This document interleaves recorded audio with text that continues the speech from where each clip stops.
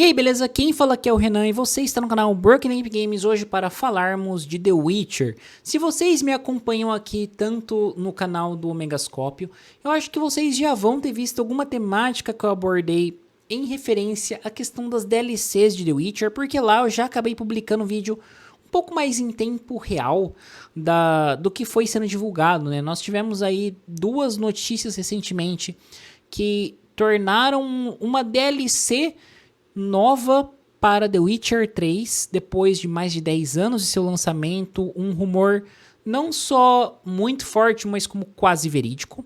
E no Mega eu acabei abordando a temática de forma isolada, porque lá eu fiz um vídeo, depois de alguns dias teve mais coisa, eu fiz outro vídeo falando sobre a localização. E aqui no meu canal, no Broken Lamp, eu falei, não, pô, eu acho um assunto da hora, que eu gosto de falar sobre, e eu vou juntar as duas coisas numa temática só. Então, primeiramente, essa questão de DLC de The Witcher, ela não é necessariamente nova. Antes mesmo de tudo que a gente vai falar aqui, já tinha alguns rumores que a CD Projekt Red tinha descartado uma DLC que trataria sobre Ofieri. E Ofieri é uma região que aparece lá em Hearts of Stone, né? Só que não a região necessariamente, não a região necessariamente, mas o povo de Ofieri.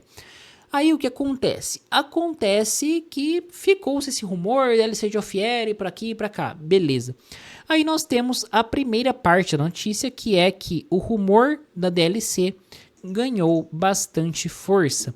E aí, como que esse rumor ganhou bastante força? Ah, foi um insider que falou? Bom, em partes foi, mas não foi com informações tiradas do meio do cu, porque o que aconteceu na verdade foi que a própria CD Projekt Red, segundo analistas insiders, já tinham comentado sobre relatórios de dezembro, esperando que um conteúdo adicional pago para The Witcher 3 fosse lançado em maio de 2026, inclusive já trazendo uma previsão de 11 milhões de cópias vendidas a $30 cada. Então, seria como se eles fossem lançar esse novo conteúdo, já tivesse uma precificação e uma previsão do que ia ser tudo isso. Então, aparentemente, aqui, nesse momento, né, voltando um pouco no tempo, nesse momento em que essa notícia saiu, a DLC era uma coisa que, pô, tá ganhando força porque você tá conversando com investidores. Tudo bem que às vezes você pode voltar atrás com isso, se o seu projeto não for dar certo, você já corta. Só que depende em que passo o seu jogo tá. Se você tá fazendo uma projeção de ganho, estipulando um preço, é porque você já tá vendo um potencial naquele produto e combina muito com algumas coisas que a gente já viu até aqui. Por quê?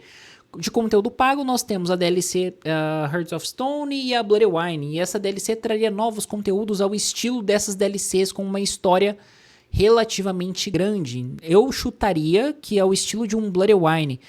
E ela teria o propósito de dar início ao marketing do The Witcher 4, meio que dizendo que esse novo conteúdo pode muito bem vincular as histórias de The Witcher 3 com The Witcher 4, ou talvez mostrar aí um último momento do Geralt como protagonista para a gente ter a passagem de manto para Ciri, que será a protagonista do Witcher 4, como já vimos em trailers recentes do que já foi anunciado do jogo. Então, aqui na matéria, eu deixei um vídeo para quem quiser assistir também, que eu fiz lá pro Mega, que tá bem legal. Então aqui já tava dando um hype e você fala, ok, esse rumor ele pode realmente acontecer, porque é muito diferente de você só ter um insider falando isso, aquilo, e normalmente se é uma coisa infundada com falas que trazem aspas para investidores, a coisa mais lógica a se fazer é a empresa que está sendo citada chegar, botar o pau na mesa e falar, não, isso não existe, vocês estão viajando, estão criando expectativa errada. Só que não foi o que aconteceu, porque a CD Projekt Red não falou nada. Não se manifestou sobre o assunto. Fingiu que, pô, bacana, toca a vida. Então isso já dá muita força ao rumor pela credibilidade de quem falou, de onde essas informações vieram e também pela não manifestação.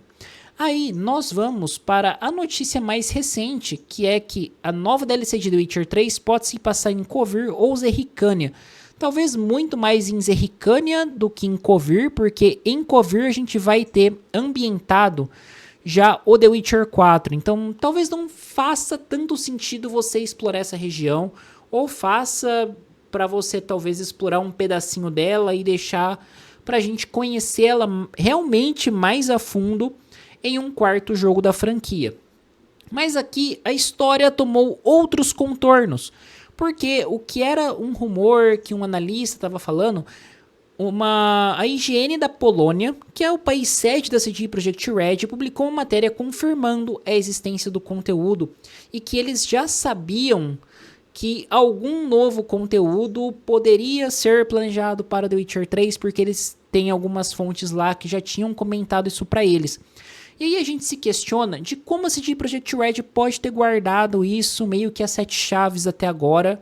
Isso porque ela não confirmou nada ainda nesse momento, tá?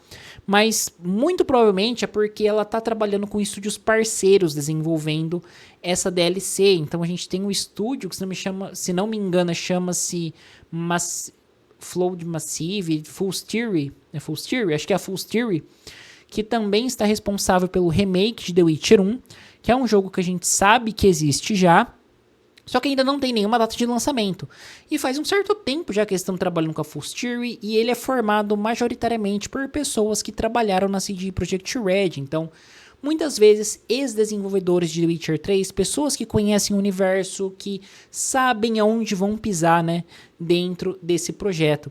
E vindo da higiene da Polônia, eu acho que a coisa ganha ainda mais força. E a questão da Zerrikania também veio, se não me falha a memória, pela higiene da Polônia, que em conversas com essa fonte falou que era um lugar selvagem e desértico, descrevendo algo como que lembrasse Duna. O Fieri é uma ambientação assim? Sim, o Fieri a gente pode ver nas HQs de Of Flesh and Flames, que é um lugar desértico, que eu poderia supor que também, aqui, vozes na minha cabeça, eu falaria, ok, talvez aquela DLC de Ofieri que eles falaram no passado, talvez ela possa se concretizar nessa. Mas os rumores que seja Zerrikania também é bastante grande, e Zerrikania é uma região que a gente já viu nos livros, já viu comentários, é uma região que desperta a curiosidade dos jogadores. E se você leu os livros ou viu a série da Netflix, você vai saber que nós temos o icônico Bork Três Gralhas, que é o dragão dourado também, e que tem as duas guerreiras de Zerrikania que o acompanham. Então, ali naquela situação, a gente já tem algumas referências a Zerrikania na história do Sapkowski. Então, explorar Zerrikania a partir desse ponto, com uma nova fauna, uma nova flora, seria extremamente interessante, ainda mais quando a gente fala 10 anos após, né, o lançamento do jogo. Então, isso seria muito bom. E Kovir, sinceramente, eu não acho que faça sentido e não colocaria minhas fichas tanto em Kovir.